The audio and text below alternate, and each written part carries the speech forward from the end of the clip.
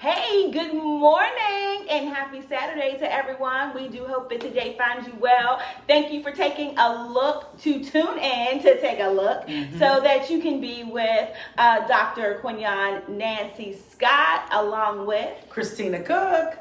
Yes, Teacher of the Year, Washington Post, can't forget that. All right, so we just want to say good morning, good morning, good morning. Make sure you get your good coffee and something to drink because it's going to get spicy this morning. You have no idea. We do want to make sure that we put out our disclaimer that today we do not represent any organization that we work for, but we do represent our own individual values.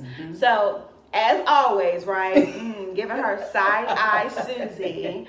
We had a situation again this week, right? So we're going to talk about the situation, but more importantly, we want your thoughts, your opinion. Today we're talking about partnership between the school and the parent. And so as we do a deep dive into virtual learning, we realize partnership is ever so important, where both the school meaning all stakeholders in the school, right? The administrator, the teachers, those that clean the schools, nurses, those that oversee different parts of what's going on, right? Do they have a true partnership with parenthood? But what does that truly mean? Does partnership mean that you always agree, or does partnership mean that you're able to work it out and resolve it?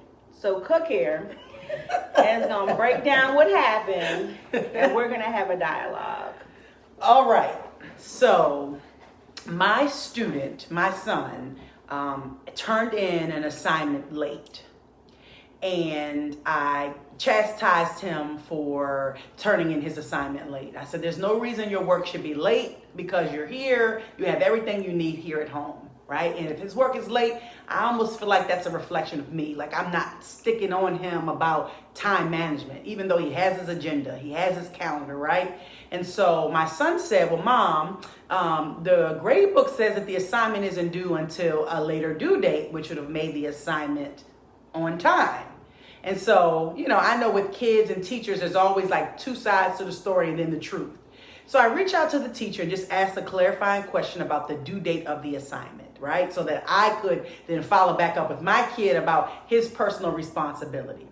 Well, the teacher's response was extremely snarky. One of those, I've done my job. It's not my problem if your child hasn't done their job. And so in Cook fashion, I sent another email about language, more specifically teacher language, and just expectation when communicating with me. I'm the parent who supports teachers to the core. Why? Because I am a teacher and I know how difficult this transition can be.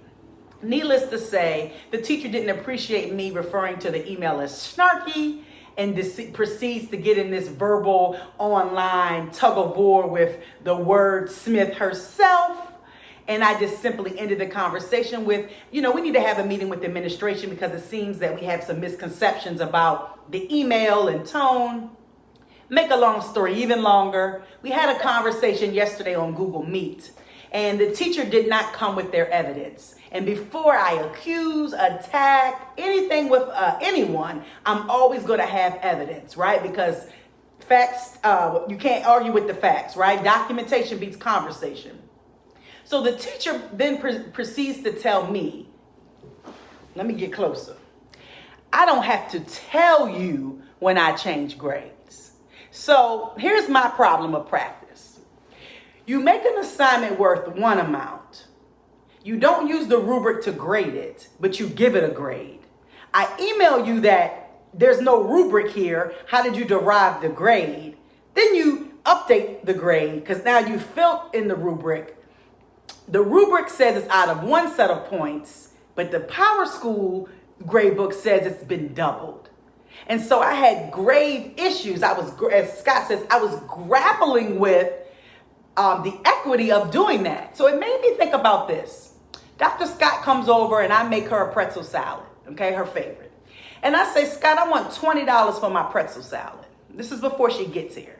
She prepares for $20. But when she gets here, I say, no, I now want $50.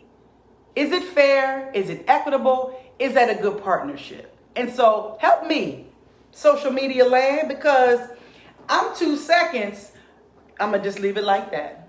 So I think that there's lots of different components here, Mhm. right? And it's so important that we break down each component. So the first part of the component is that it was the appearance that John turned in the work late, Mhm. right? And so having the conversation of whether the work was on time or the work was not on time. So I think in the conversation, that should have been determined. Mhm. When was the work actually due? Mhm. Okay. The second part of that is that there was this miscommunication. So your intent was just to get to the bottom line, right? Mhm. But the impact became a wider miscommunication between you and the teacher. Mhm. You and the teacher need to work together to support each other because you have two best interests in mind, right? You have the student, which is John, your son, and you also have ultimately his grade. So those Yeah. two big things are the biggest thing for him to continue to matriculate.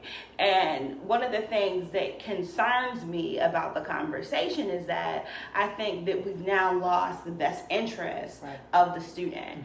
And I often wonder, like, how often do we allow ourselves to get in the way, whether it's the school side or whether it's the parent side, where we're now feuding. Yeah. And so the student, right, doesn't get his or her needs met because we have a miscommunication. Yeah, and to your point, like my son was dead wrong, right? Because the assignment was late, and the teacher, agreed to go ahead and just score it and accepted late because of the error with the dates, right? The discrepancy, and in no way So did that doesn't make him wrong, though. right.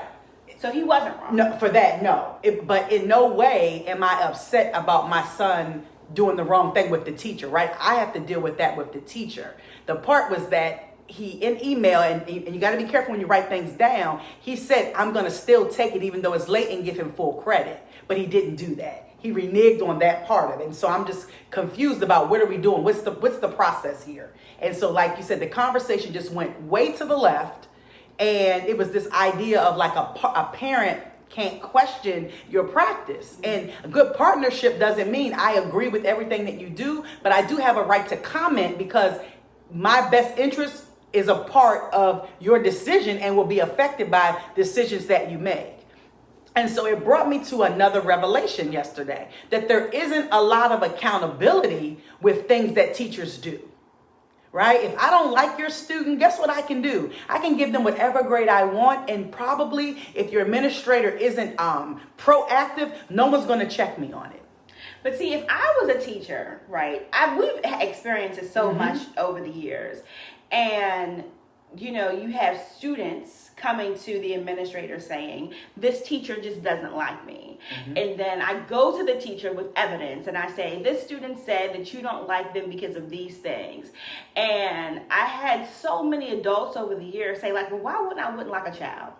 Like, what do I have to gain from not liking a child? But then I had other teachers who were blatantly honest, like, no, I don't like that child. Right.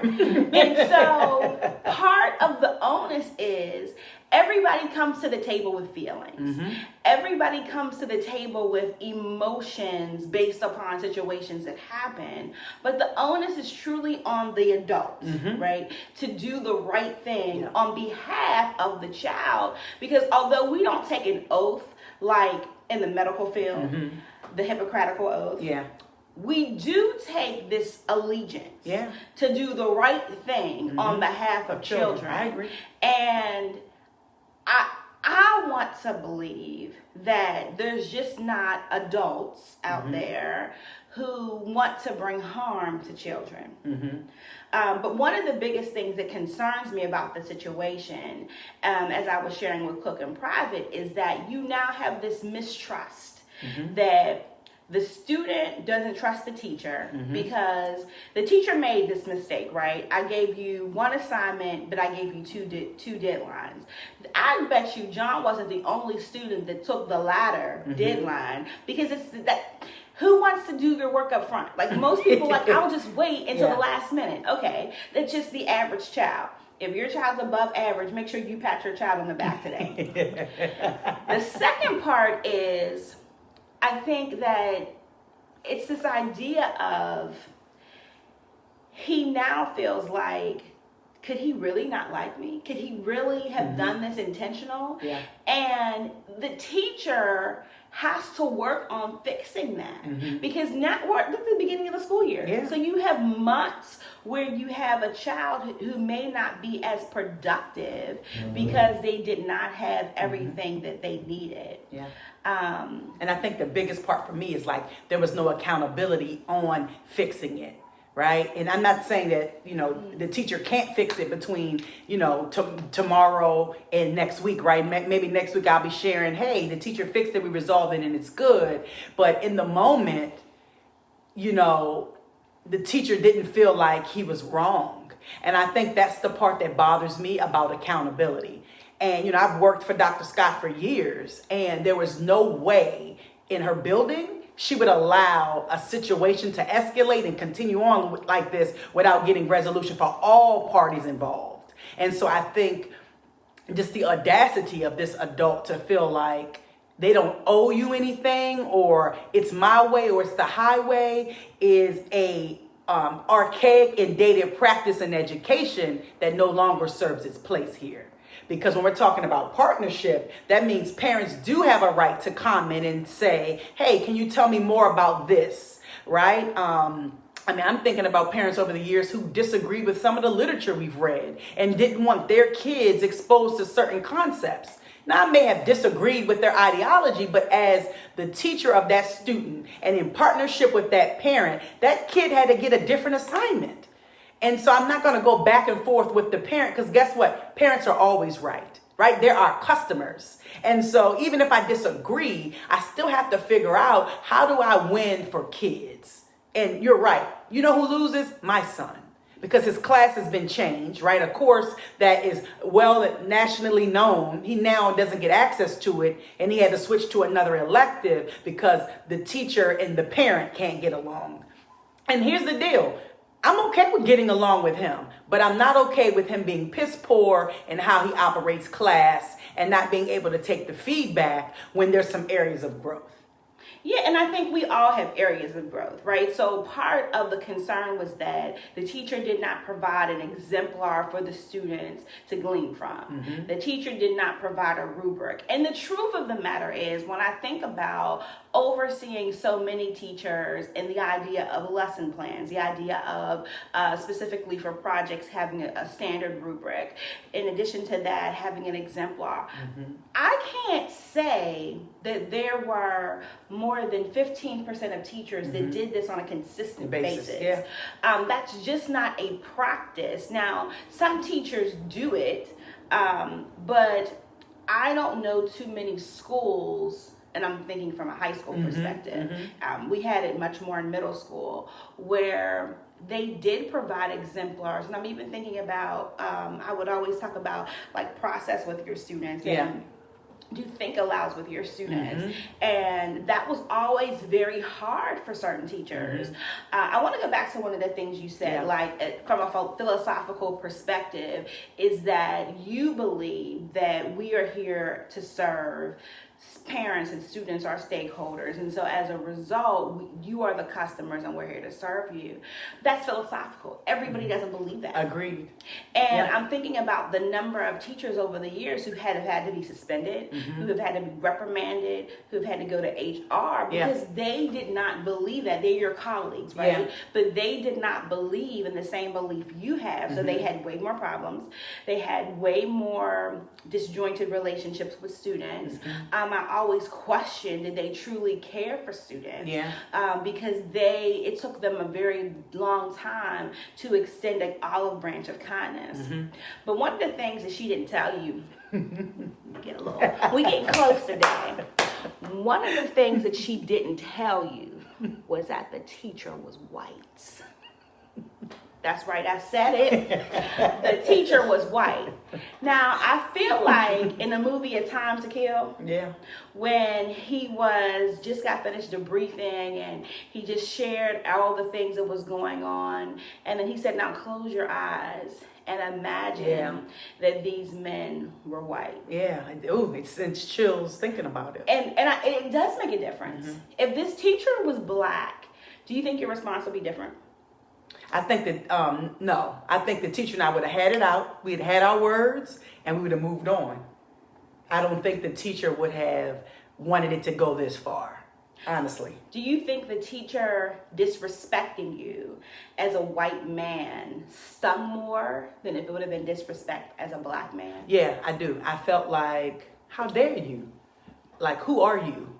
And this wasn't our first interaction with this teacher, right? We've been dealing with him now for 3 years, and there's never been a solid relationship. Now, he's one of the white teachers in the school that everyone loves. He's the fun teacher, right? And so when you're the fun teacher that everyone loves because you do trips and, you know, you do all these things for kids, it's hard to believe that these kind of people can actually have a negative interaction with families. And so here I am, this parent complaining when he's like doted over and loved.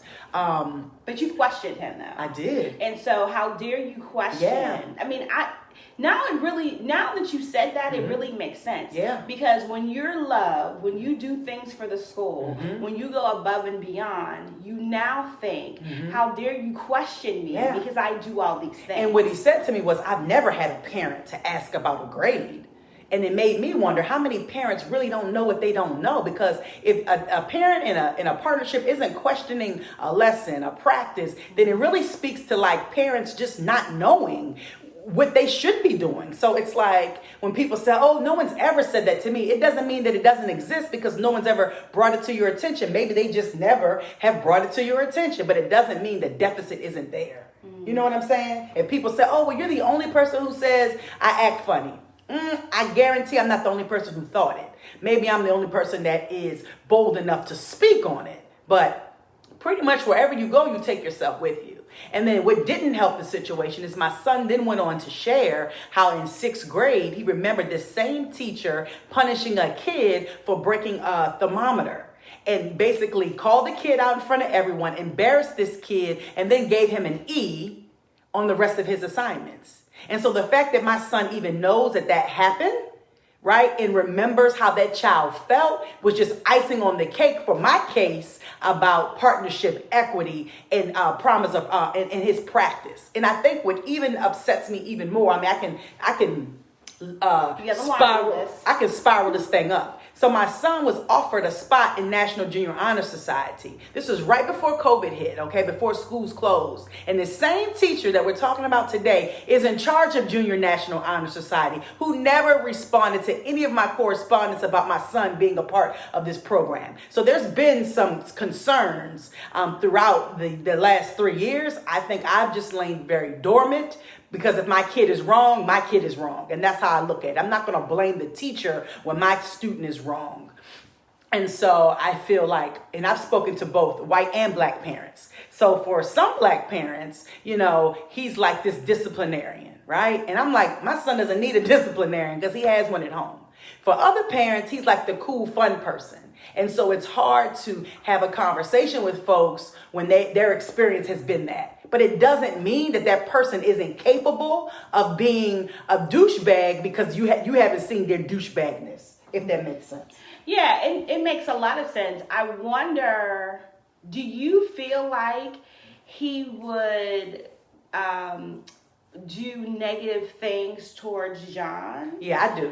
I really do. Based upon your interactions with him? Yeah, I do. And the reason I say that is because when he had an opportunity to adjust the rubric, the grade on an assignment, literally there were 2 components he gave John zeros for that were a part of this project. And so in my email, I just simply asked, do you mind reviewing his project again? Because I don't see where he missed those pieces. Now, all the teacher had to do was say, Ms. Cook, absolutely, I don't mind reviewing it, but let me show you where there's a gap. See, when you come back with evidence, parents can't say anything but, oh, you're right. Right? It's just like attendance. It's just like when we make phone calls to you all, to parents. We document as teachers everything. We send certified letters to your home so you all can never say you didn't receive the correspondence. We will call, email, and text because one of those are going to land. And then we have in a system where when we come to a meeting with you, we can say, Ms. Scott, we've contacted you 10 times and haven't heard. And then actually rattle off the dates. Who can argue with evidence? No one. But as a parent, so I think it goes back to you don't know what you don't know. Right. And so part of the way I'm looking at it for him is that, like, well, how do you know this? Like, who are you to question who I am? Because I may be teacher of the year, I may be great teacher I am, whatever his situation is, he's feeling like the parent doesn't need to question my authority. Yeah, and I'll say one of your quotes. The one-eyed man is king in the land of the blind people, right? So if you've never seen excellence outside of just your own district, then you do think you all that, right? But if you are the only excellent person who everyone dotes, right? And maybe you're not as excellent as you think, you get stuck in complacency and don't think you still need to grow and learn. Yeah. Because I can say this, and Dr. Scott, you can speak to county schools, they don't do a lot of training around partnership. You know, I can say in the DC area, you know, we use with Flamboyant as one of our partnerships and they're a trainer for us for our communities, right? And so I don't see big district schools saying, hey, let's pause the curriculum and let's have a conversation on how you need to talk to families. And that's the hidden curriculum. Those are the gaps for me, right? You can be a great teacher of instruction, but if you can't build relationships, kids are not going to learn anything from you because kids don't learn from teachers they don't like nor trust. And I'm thinking about, as the administrator, how does the administrator work to resolve what has happened, right? Yeah. So the administrator now has two situations that she really needs to handle. One, how does she ensure that the parent was satisfied? Two, how do you ensure that the teacher is able to move forward in the best interest of children? Yeah. Or even identify some of the things that has been said that's not true. Because it's now concerning that as you have a teacher in your building and that teacher didn't extend the extra mile for a student. And, you know, as we're in this world of DEI, right? So diversity, equity, and inclusion, where when you're at a majority white district, DEI is so important for students. Yeah. Like, we have to go above and beyond so that we identify how are we providing diversity, not giving a helping hand, not extending it, but how are we ensuring that our words aren't harming children, our words aren't impacting negatively students long term. Yeah. And this is a very damaging situation. I agree. And so to all of my principal friends, like, how does the principal come and fix it when the teacher does not want to come to the table with a resolution? Yeah, and I think, like, just looking back on it, there were areas where the principal could have really set us both up for success, right? And the principal and I, we've, you know, been in a relationship for now the last 3 years. She's been the same administrator who's followed John throughout from 6th grade now to 8th. And I feel like the conversation started on edge because it was framed like, I'm not going to keep y'all long, right? As if to suggest that this wasn't important enough to have a conversation about. And so I think part of that is, like, in retrospect, how do I bring these two feuding people together, a disappointed, angry parent with a teacher who thinks that they aren't wrong? How do you bridge the gap so that everyone gets what they need? And like I said, social media land, I'm not the parent that says, no, not my child, right? When my kids are wrong, listen, I stand on them doing the right thing, but I also stand on you as the adult leading the way and modeling the way. But in order for you to model, in order for you to lead, you have to have that skill set to do it. And it sounds like the teacher isn't required to have a rubric. The teacher's also not required to have a grade book in which there's a percentage of grades. I'm thinking about when we worked together, we broke down, I think there was 5 components to a grade book. And so those are things that every parent should have access to, and having access to that will help support understanding why the student's grade ends up the way it is. Yeah, absolutely. And like, I think it's okay, like, if a teacher makes a decision about a grade and it becomes final, it's okay if the parent is in disagreement. As long as the practice was fair, right? Because what about the kid who gets a 98 and the parent wanted to have the 100?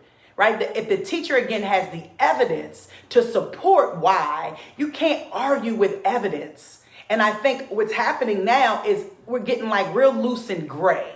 And I'm black and white. I'm not loose and gray, right? I don't play in the middle, because when you have a lot of gray, you leave room for interpretation. And so then you leave room for making exceptions to everyone's rule. But if kids know up front, hey, I don't take late work, that means I don't care what your excuse is or reason, I'm just not going to take the late work. So when we start to bend our own rules, then we open the door for parents to be able to question some of your practices. Case in point, and Dr. Sky helped me with this. She said, Cook, let me tell you something. We're not about to trip over these uniforms because there's nothing we can do about it. Don't drain yourself forcing kids to tuck a shirt in if there's no consequence for not tucking a shirt in. And I was like, you know what? You're right. Let me focus on what's going to move the needle. And what was going to move the needle were students in class. There are other school districts where no, you're not even coming in the door without a uniform because they can enforce that. So it's like whatever you set as your policy, and the teachers, this is for you. Whatever you set as your policy, follow through on your policy. Don't make always an exception for someone, because then you open up the door for for families to come in and question when you're not standing firm on what you believe. But so flag on the play, Yeah. right? Because I understand black and white for sure. But I think in public education, gray is necessary. I'm thinking about the students who are unable to come to school, like pre-COVID, right? Okay. So the student who is unable to come to school on time because they have to take care of their siblings. The student who doesn't have to come to school because they are having turmoil and trauma within the home. The student who, there's just all of these issues, right? And so you want to support that student, you want to support their issues. And so sometimes you have to create provisions for the student based upon what the student is going through. And I agree. And I think with the provision, it still allows the kid to do what they need to do. So to Dr. Scott's point, if I know a kid's like, Cook, I can't do homework because when I go home, I'm the parent, then they do the work with me in school. But you're still bending, though. That's still the gray.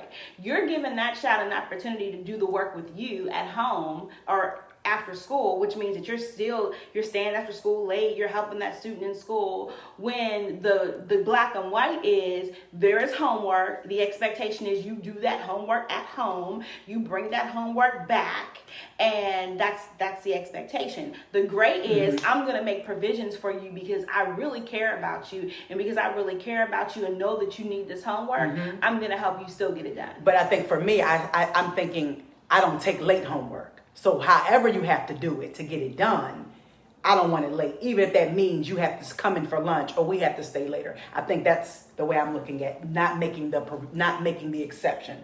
Well, whether you make the exception on the front end or whether you make the exception on the back end, it's still an exception. Okay. So I think the reality of it is that in public education, black and white becomes so hard because I'm thinking about, here's one we deal with all the time. All right, come on. A student brings in the work late. No, a student turns in the work late. And so maybe some you some you graded, some you didn't. But the student ends up with a 59, like solid 59. And so you're like, man, 59 is failing. The least I can do is give them a 60. Giving them the 60 is the gray. But I don't know that I've always done that for kids. Okay, fair enough. So I'm not, and that's not to say that hasn't been done, because that has been done for kids. So I can respect that. I can respect that there are times when operating in the gray is necessary. But I think, like, for the examples we're given about these like circumstances that are not necessarily the norm, I think those call for a different level of like perspective, right? So I'm thinking of like kids who don't have all those extra responsibilities. I'm thinking of like the kid who's just, I don't want to say normal, because what's normal, right? I just want to say the kid who doesn't need that type of accommodation, because then it makes me think about our SPED population who may need less problems, or who may need, to your point about there's some that need an accommodation, and with an accommodation, you still get a chance to get the work done. I'm not judging how you get it done, but that you still get it done. I think my issue is when we make the exception and kids don't have to be held accountable for doing the work. That's where I think I'm falling that's where I grapple. Like, you're still responsible, even if you have to do it with me, or even if you have to do it in the morning. So yeah. So we're out of time, right? And so, but I want to leave parents with this. Yep. That you have the power, you have the right to ask the questions, to push the envelope. And I don't care what the teacher says, what the principal says, there's always someone higher. Yeah. And just about every superintendent, every assistant superintendent, there is a hotline for you to contact. Even if you're at a charter school, the charter board has ongoing information where you have to have an immediate turnaround time within 48 hours. Do not let these situations fester. Children's lives are on the line, and education is a true stair step that what you do today really determines your future and where you land tomorrow. So please just be mindful that you truly have the power. Something else that you mentioned is that typically you give the teacher the benefit of the doubt. Yeah, you do. You know, you do. And I don't know if that's the right way to handle situations. I think that that's old school, right? And as we transition to students having access to cell phones, more evidence-based instruction, being able to record, being virtual, just being able to listen and get your own evidence before you automatically say, like, the teacher's right, I'm going to get on my child. Right. Like, being able to be open, because not every teacher has your child's best interest. This is true. And I think a lot of times you take away from the safety of your own child. I'm not saying this was a situation, but I'm thinking about just like in my own house growing up, how my parents may have believed the teacher, and the teacher was straight lying. You know? Now, I lied sometimes too, right? So I understand why Darcel and Dean might have said, all right. Right. But the truth of the matter, there were some times where the teacher was lying. Flat out. And as a result, I often felt like, why would my parents take their side? Yeah. When I, from my lens, and it's just hindsight, I never seen any evidence that they should That's have. a good topic for next week. Good topic. When the teacher lied. Take a look. Don't forget, check us out. We are looking forward to hearing from you. We look forward to hearing your feedback and comments. Yes. What should she do? Help me, y'all, so I don't be locked up. They won't let me out. All right, good people. Take a look. Have a good one. Until Bye. next Saturday, we'll check you out then.